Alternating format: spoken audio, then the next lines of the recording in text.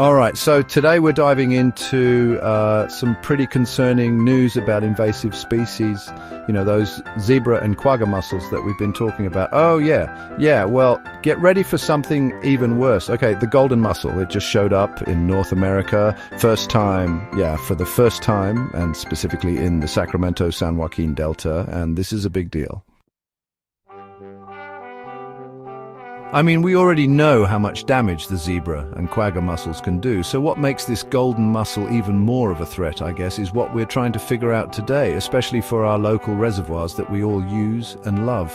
Right, I think what makes the golden mussel so much scarier than those other two is that it's just a lot better at everything. Yeah, it's better at surviving in different environments. Oh, really? And it reproduces really quickly, and it just takes over an ecosystem in a way that the zebra and quagga mussels haven't been able to do. Okay, so before we get too deep into the doom and gloom, can we take a step back for a second and just describe what this golden mussel actually looks like? For those of us who haven't encountered one yet, yeah, sure. So, picture a small mussel, like under 1.5 inches long, with a shell that's kind of golden or brownish, okay? And it's not like a bright, shiny gold, it's more of a dull, kind of brassy color. Got it? And they like to attach themselves to hard surfaces, rocks and stuff like that, and they can be found in fresh water or brackish water.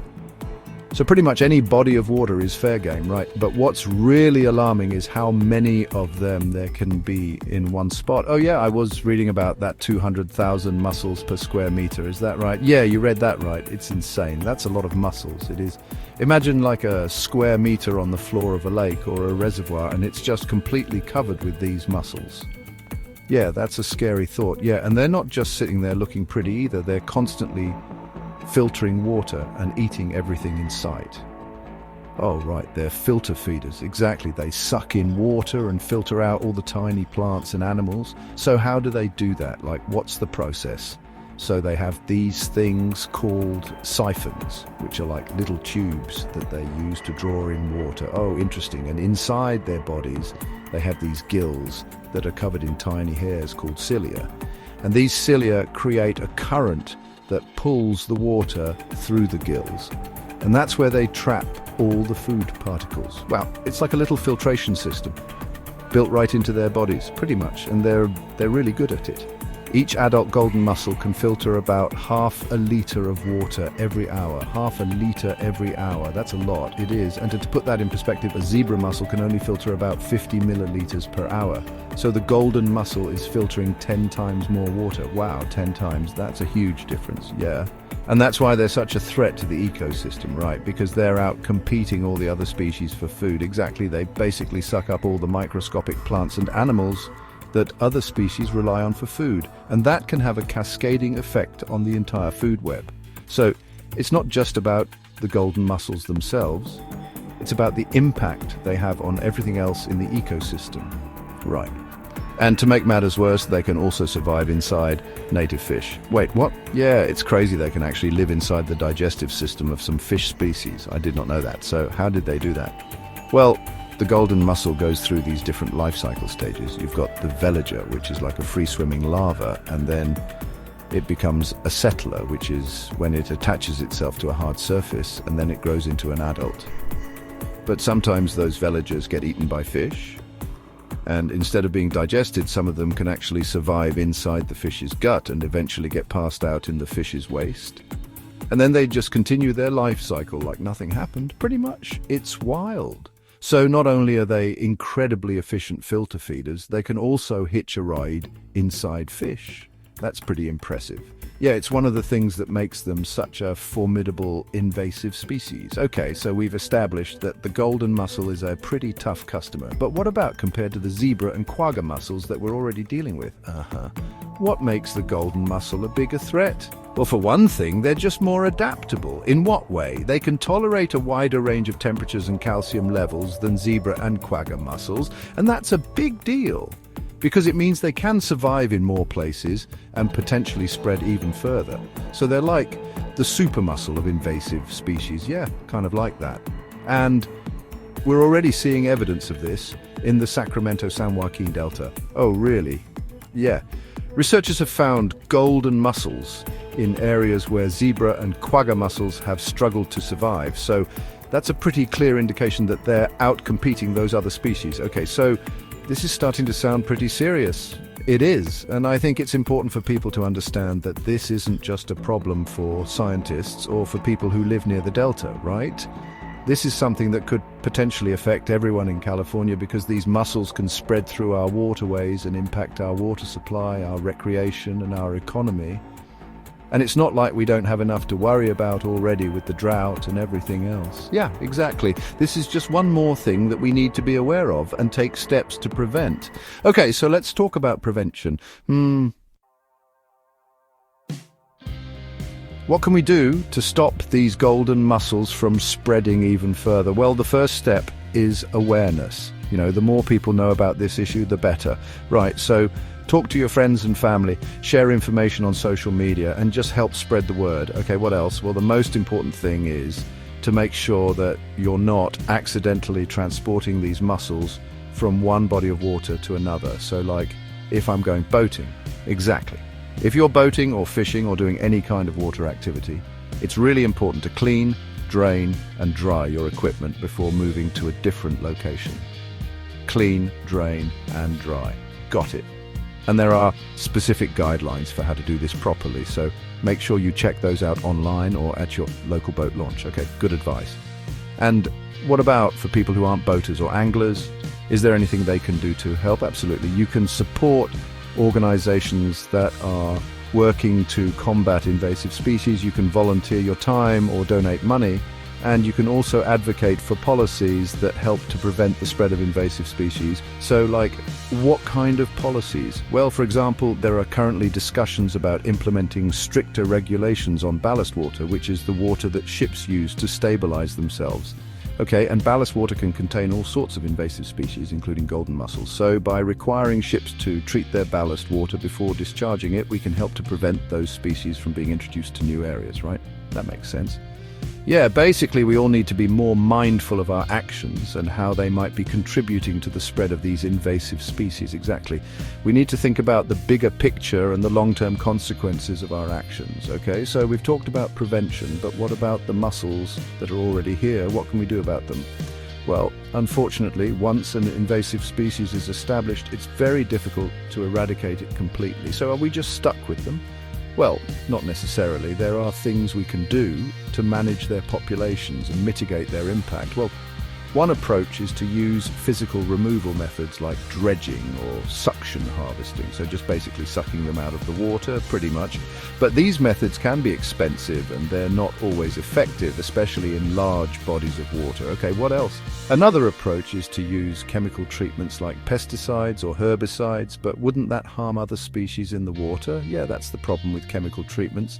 They can have unintended consequences and they're not always a long-term solution, right?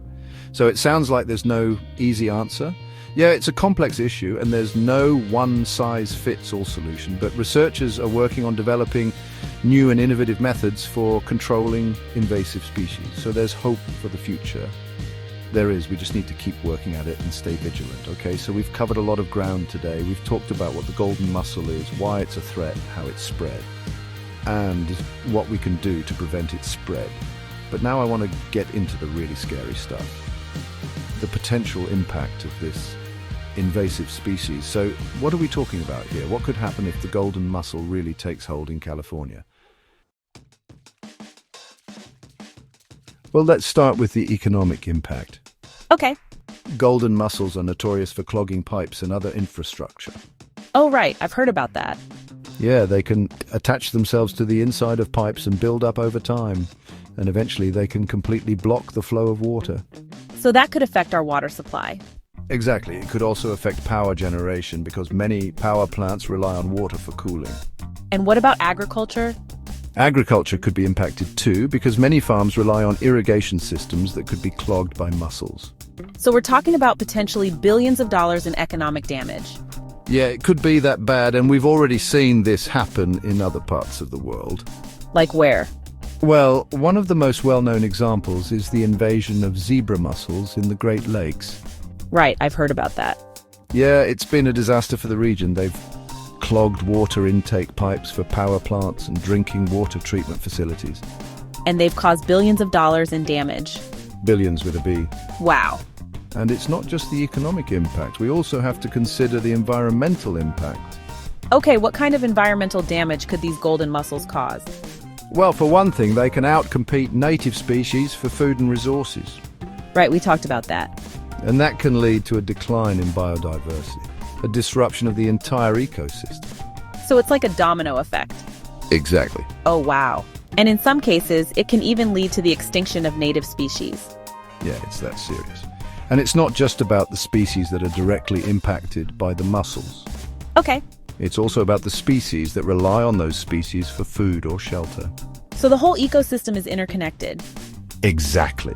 And when one part of the system is disrupted, it can have ripple effects throughout the entire system. Okay, so the golden mussel is a threat to our economy, our environment, and potentially even our health. Yeah, it's a pretty scary situation. So what can we do about it? We've talked about prevention, but is there anything else? Well, I think the most important thing is to stay informed and engaged. Okay. Stay up to date on the latest research and developments and support organizations that are working to combat invasive species. Right. And don't be afraid to contact your elected officials and let them know that this is an issue that you care about. So we all have a role to play in protecting our waterways. Absolutely, we all need to do our part. All right, well, this has been a really informative and somewhat terrifying deep dive into the world of the golden mussel. But before we wrap up, I want to get your thoughts on something. So we've talked about how these mussels can spread through our waterways, but what about overland transport? Is that a possibility? Yeah, that's definitely a possibility. People can accidentally transport mussels on their boats, trailers, fishing gear, or even on their clothing. Oh, wow. So it's not just about being careful when you're on the water. Right, you need to be careful even when you're leaving the water. Okay, good to know. Yeah. So what can we do to prevent overland transport?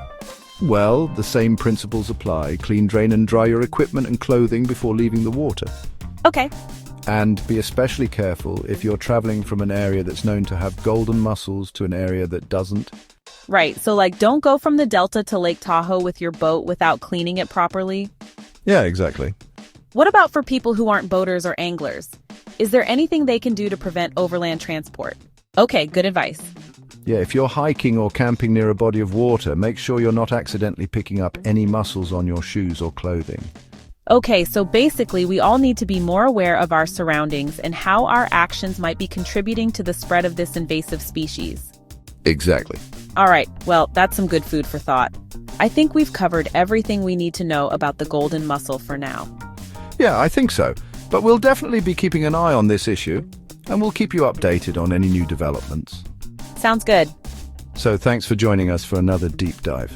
My pleasure. And we'll see you next time. See ya. So, you know those reservoirs we were looking at with those risk ratings? Yeah, the ones that are like prime real estate for these golden mussels. Exactly like Kami Reservoir. It's a great example. Yeah, a lot of people love that place. Oh, it's super popular for recreation, like swimming, boating, fishing, the whole 9 yards. Plus, it's a major source of drinking water for a lot of folks. Right, and if these mussels get a foothold there... It's not going to be pretty. I mean, you can just imagine those tiny mussels clogging up all the water intake pipes, leading to those costly shutdowns and repairs that nobody wants to deal with. Yeah, that's a nightmare scenario right there. Yeah, and then there's the water quality itself if they filter out too much of the good stuff. Yeah, it becomes a whole lot harder to treat the water to make sure it's safe for drinking. So, not just an ecological nightmare, but a logistical and economic one too. Exactly. And Combe's not alone. We've got Rollins and Dutch Flat looking pretty vulnerable as well. Those were high on the risk list too, weren't they? Yeah. What makes them so susceptible? Well, Rollins has those high calcium levels, which is like a gourmet feast for these mussels. Oh, right. They need calcium for their shells. Exactly. It's like building a house. You need the right materials. And then there's Dutch Flat, which was already on the warmer side. And with climate change, things are only going to heat up, which makes it even more ideal for the golden mussel. They love that warm water. So it's almost like we're rolling out the welcome mat for them. It's not a good situation, but hey, at least we have those reservoir risk rating tables to give us a heads up, right? Yeah, I guess so. Instead of just panicking, we can at least try to be strategic about it. Exactly. We can prioritize our efforts, focus on the most vulnerable spots first. It's like a battle plan. Exactly. We gotta know where to deploy the troops, so to speak. Okay, so what are our weapons of choice here? What can we actually do to fight back against this invasion? Well, prevention is always the best medicine, right? Yeah, an ounce of prevention is worth a pound of cure, or however that saying goes. Something like that, and that's why you're seeing these temporary closures at some reservoirs like Scott's, Flat Rollins, Comanche, New Maloney's, Hennessy, Woodward. The list goes on. Right. Try to contain the spread before it gets out of control. Exactly. But obviously closing down these popular spots is going to cause some inconvenience for people. Yeah, I mean, those closures must be putting a damper on folks' summer plans, especially for boaters. For sure. So there are some alternatives in place, to try and balance safety with people still being able to enjoy the water. Okay, like what? Well, first off, there's this mandatory 30-day quarantine for any boat that's been hanging out in an affected waterway. Oh, wow, so no quick trips back and forth between lakes. Nope, gotta play it safe. Yeah. And before those boats can even think about hitting the water again, they have to go through these decontamination procedures. Right, so no hitchhiking mussels sneaking into new territory. Exactly. It's like a border patrol for mussels, making sure everyone's got their papers in order. I like that analogy. So how does that work in practice? Well, we've got programs like the Boater SEAL program that are helping to streamline things. Imagine you're a boater, you love spending time at your favorite reservoir.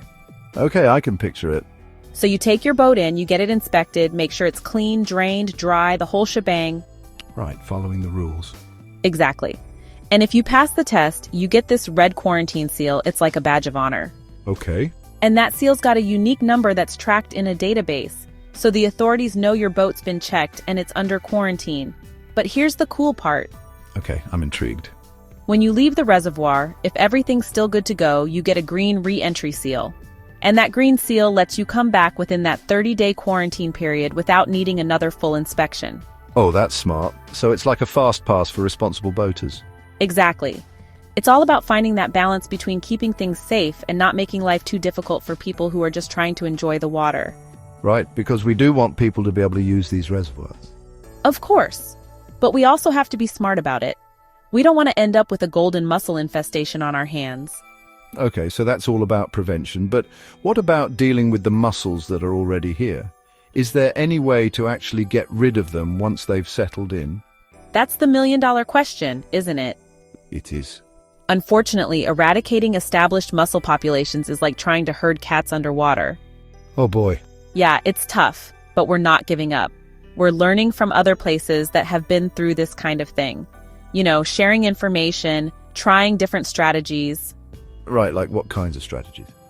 Well, there's a lot of talk about different decontamination methods for boats and equipment, trying to find that magic bullet. Okay, so like what kind of magic are we talking about here? Yeah. Is it as simple as just giving everything a good scrub? I wish it were that easy. Pressure washing is one option, but it can get expensive and it's not always 100% effective. Okay, what else? Then there's this idea of using on-demand hot water systems. They're a bit more affordable, easier to maintain, but they need a water source and a power source, which isn't always readily available. Right. And then there are dip tanks, those big vats of chemical solution that you dunk your boat into. Okay. Those can be pretty effective, but they're pricey and they don't get rid of everything. So it's like a game of whack-a-mole with these mussels. Pretty much. And we're still trying to figure out the best way to whack them. So what happens if we can't whack them in time? What if they really take hold in places like Cumbie and Rollins? Well, in the long run, we really need to double down on research and development, finding new and better ways to control these populations. Right, because what we're doing now might not be enough. Exactly. We have to be prepared for a future where these mussels are just part of the landscape. Oh boy. Yeah, it's not ideal, but that might be the reality we're facing, which means we need to start thinking about things like specialized filtration systems for water treatment plants, finding ways to protect vulnerable native species, maybe even modifying some of our infrastructure to minimize the impact of these mussels. So it's not just about getting rid of them, it's about learning to live with them. Exactly. It's about adapting and finding ways to coexist.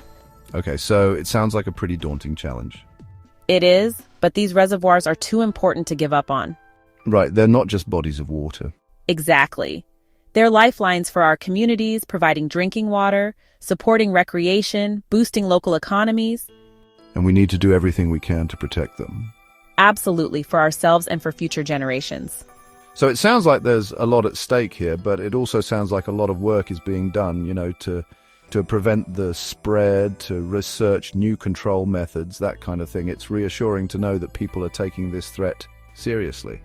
But what about the average person, someone like me who just enjoys spending time at these reservoirs? Is there anything that we can do to help?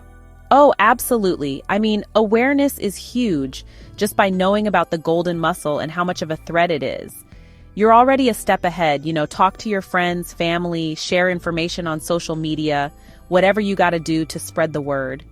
Right, get the word out. Exactly. Yeah. And then there are those simple but crucial things, like always following those clean, drain, and dry procedures for your boat, your gear, everything. Yeah, clean, drain, dry. It's like a mantra. It should be.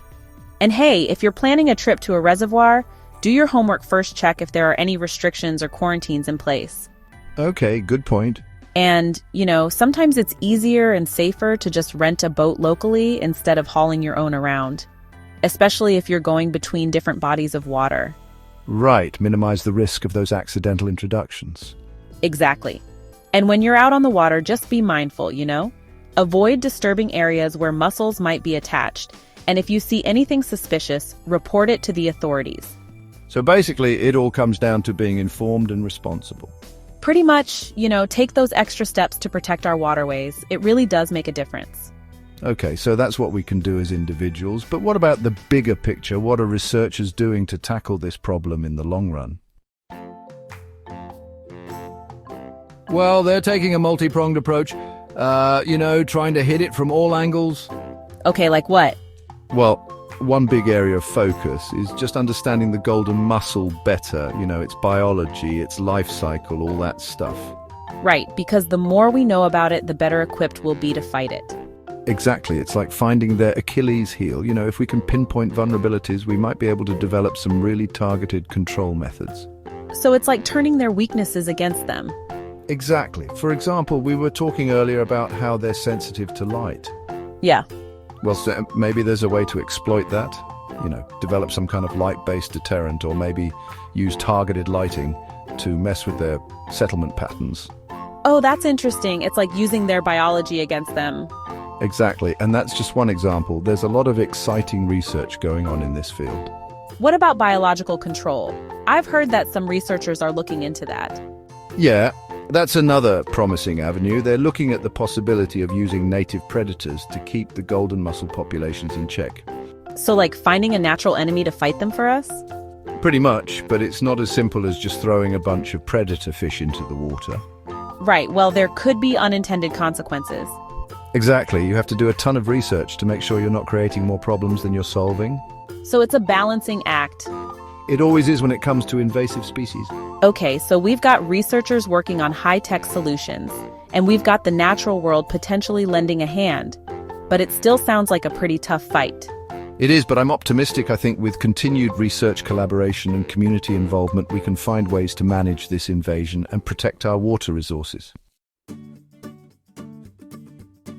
Well, that's good to hear, because I got to say, I started out this deep dive thinking about mussels as just a nuisance, but now I see them as a serious threat, especially with this new golden mussel on the scene. Oh, they are a serious threat, no doubt about it. But the good news is, we're not powerless. By understanding the risks, taking those preventative measures, and supporting those research and management efforts, we can all make a difference. So to our listeners out there, knowledge is power. Stay informed, stay engaged, and let's work together to keep our reservoirs healthy and thriving. Couldn't have said it better myself. This has been The Deep Dive, signing off. Catch you next time.